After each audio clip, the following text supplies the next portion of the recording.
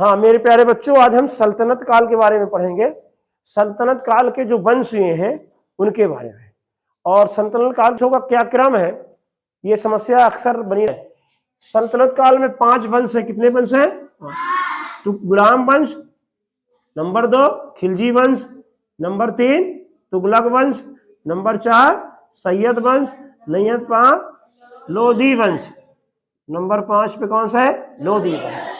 अब सबसे बड़ी समस्या ये आती है कि जब हम वंशों के बारे में पढ़ते हैं तो क्या करते हैं, उनका क्रम भूल जाते हैं। वंश तो याद रहते हैं 5, लेकिन उसने पूछ लिया कि तीसरे नंबर पे कौन वंश है, या तुगलक के बाद कौन वंश आया, या गुलाम वंश के बाद कौन वंश आया, या आखिरी वंश कौन था सल्तनत काल का, तो हम क्या करते हैं, भूल जाते हैं। या 3-4 वंशों को छोड़ दिया, अगर एक हटा दिया और 4 को छोड़ दिया, कहा इनका क्रम करो, इनका सही क्रम क्या होगा, तो समस्या खड़ी हो जाती है।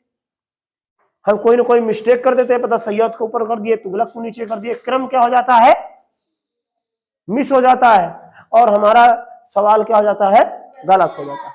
आज हम इसके बारे में एक सूत्र बनाएंगे ताकि काम कभी भी कठिन ना होने पाए।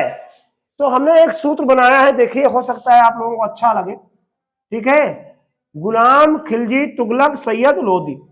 तो हमने सूत्र क्या बनाया है,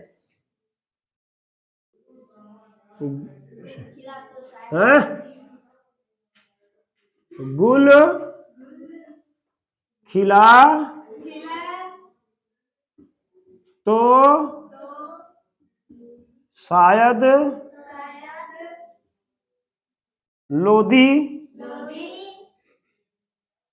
अब आया का कोई मतलब नहीं, लिख देंगे लोधी आया। ठीक है ना, समझ में?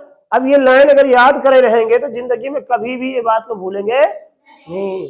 गुल खिला तो शायद लोधी आया, गुल से गुलाम वंश, खिला से खिलजी वंश, तो से तुगलक वंश, और शायद से सैयद वंश, और लोधी से लोधी वंश। आप जिंदगी में कुछ भी भूल सकते हैं, लेकिन इनका क्रम कभी भूल सकते नहीं है। गुल खिला तो शायद लोधी आया। समझ में आ गया बच्चों? ठीक है, थैंक यू। एक बार वो तो नहीं किए,